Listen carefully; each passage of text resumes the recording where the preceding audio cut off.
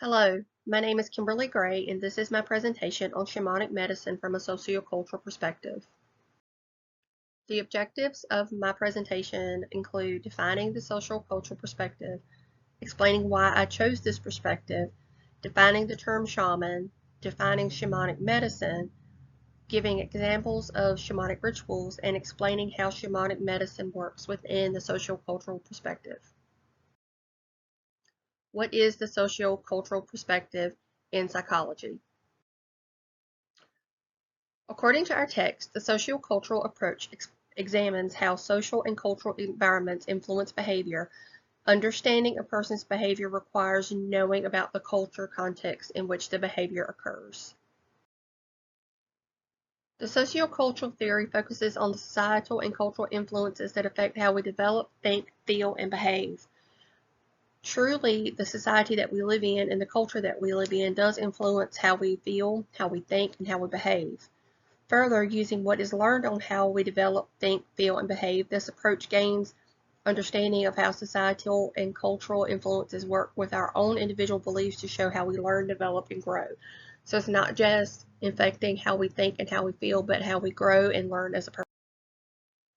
Why did I choose social cultural perspective? This perspective focuses on the crucial role of social interaction and cultural context in cognitive development.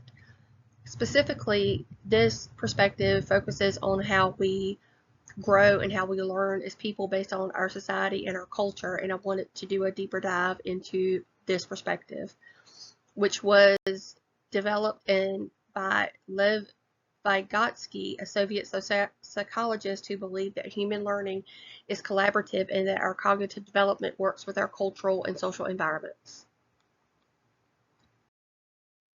What is a shaman? The word shamanism is used across a wide variety of magico-religious practices that occur across cultures. Specifically, a shaman is known within certain cultures as one having certain characteristics, including being intuitive, sensitive, perhaps being eccentric. They may also have a physical disability or lameness. And within that culture, they are also believed to be assisted in the rituals that they perform by spirits or groups of spirits. So the shaman within the cultures that they live in are special people who the community believes have special powers. In this culture, in these societies, the shaman has many jobs. They heal, they practice divination, they are the guidance of spirits, they guide the souls of the deceased into the afterlife, ensuring their peaceful transition. And in the community rituals, they conduct various rituals and ceremonies marking important communal events like births, deaths, and harvests. Specifically, we're going to focus on healing, where the shaman diagnoses and treats illnesses often believed to be caused by malicious spirits. What does shamanic medicine mean?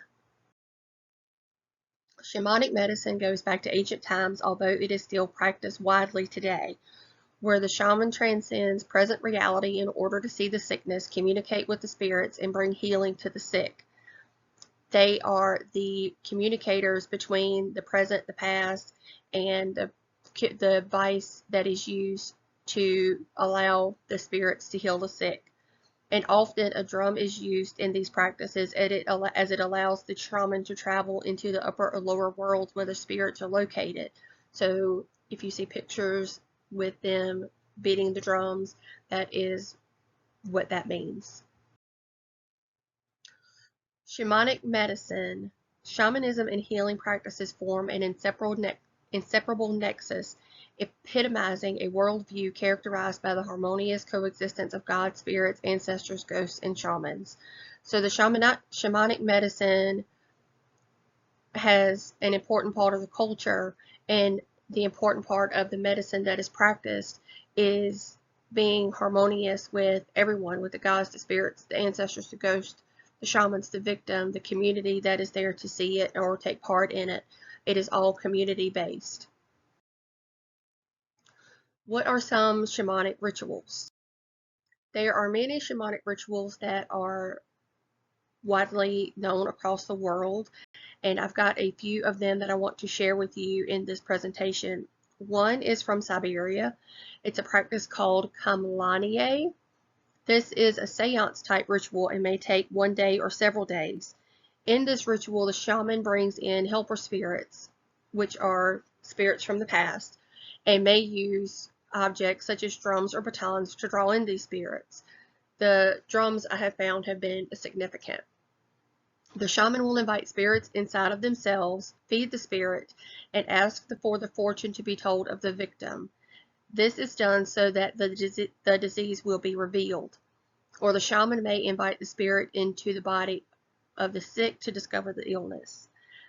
From there, the shaman chooses the method of healing. So within this ritual, the spirit is invited either into the spirit of the victim or into the spirit of the shaman, and the shaman will then ask that spirit to tell them what is wrong with the person that is sick so that they can decide what healing form needs to take place.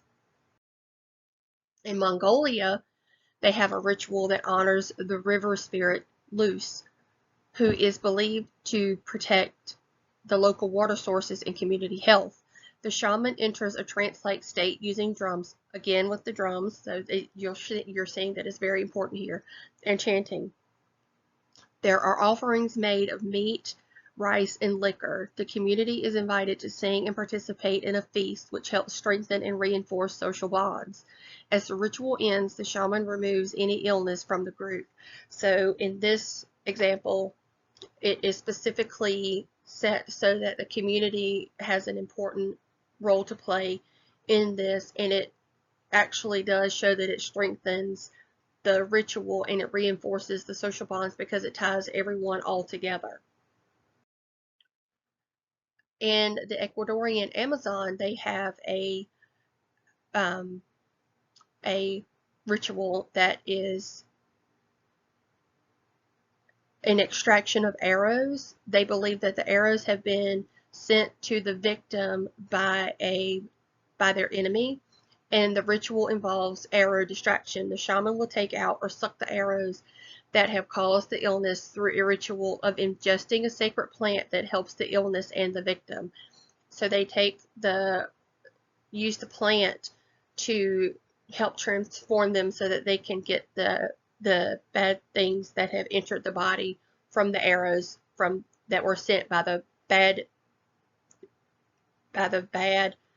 spirits, and they ask the good spirits to help them withdraw the bad things that are making the victim sick.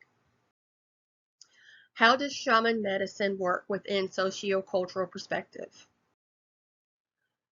So within this perspective, the realm of shamanism, the shaman is a conduit between the victim, the spiritual world, and the social world. It works on the victim's behalf that the shaman will be able to perform. The shaman must be aware of the cultural and social beliefs of the victim. So within this concept of the practice of shamanism, the shaman is the conduit. The victim must have belief that the shaman will be able to perform the ritual. And the shaman must be aware of all of the cultural and social beliefs of the victim and be knowledgeable of how they all work within that specific culture. A shaman wouldn't just be able to go in and use a cultural ritual from another culture because that would not have any relevance within the culture where the victim is, or with the people that might be taking part in the ritual or watching the ritual. It's got to be specific to that group for it to be for the belief and for all of it to work together. It is the shamanic rituals that tie the clans of the present world to the world of their ancestors. Through rituals, ancestor spirits are active actors involved in almost every aspect of modern human social life. So it is within these rituals, whether they're for healing the sick or whether they're for helping, being part of a birth or a part of a death or a marriage or whatever the ritual is, the shaman is the one that ties all of it together, the past, the present, the future, and brings in the community, brings in the spirits, brings in the victim or the person that's being celebrated, and ties it all together. And so that shaman has a very important role to play in tying all of the worlds of this culture together. Shamanic rituals expanded primate community bonding rituals involving emotional vocalizations and drumming as social signaling and communication processes. So again, we see the drums as being a specific part of these rituals, and it is the drums that help open up the signaling and ties in part of the social activity of the rituals, where it may not be just the shaman that's taking part, it may be community members who are taking part as well. So it bonds the community together so that not only do they have faith in it, or the fact that they're drawn together gives strength to the ritual, but it bonds them together as a society so that they're stronger as a society based off of the performance of the ritual. In summary, Winkleman, in his article Shamanism in Cross-Cultural Perspective, shows that the shamanic rituals as societal events that draws everyone together. It is in the event itself that unifies the shaman, the victim, and the community group in a common goal. He has another article that I have listed below where he states that the process, in summary, he states the process brings together the belief of the victim in the power of the shaman, the faith of the community, and the spirits that are brought in to aid them all. The process gains its very strength from the presence of all who participate and witness the ritual. He is stressing in both of these references that it is, again, a societal event. It draws everyone together. It is the event, it is the act that brings the people together, and it is all of them working together. The victim has to have the belief in the shaman. The shaman has the power to bring in the spirits. The spirits have a power to help heal the sick. And it's all of them working together as a community and as a society together. And it unifies them and it brings them all together and it makes the ritual stronger and it makes them stronger as a society. Cooperative intent doesn't get off the ground without a pre-existing, regularly maintained core of social cohesion. The rituals associated with shamanism provide a means of reaffirming social solidarity through shared experience and providing an indication of commitment to group norms. At the very core of shamanism is the community. It begins and ends with the social connections that are created by the rituals themselves and shamanism as a practice. The shaman is at the very core of this social activity by being the connector between the spiritual world and the present world. It is truly a shared experience and it is vital to the outcome of the rituals.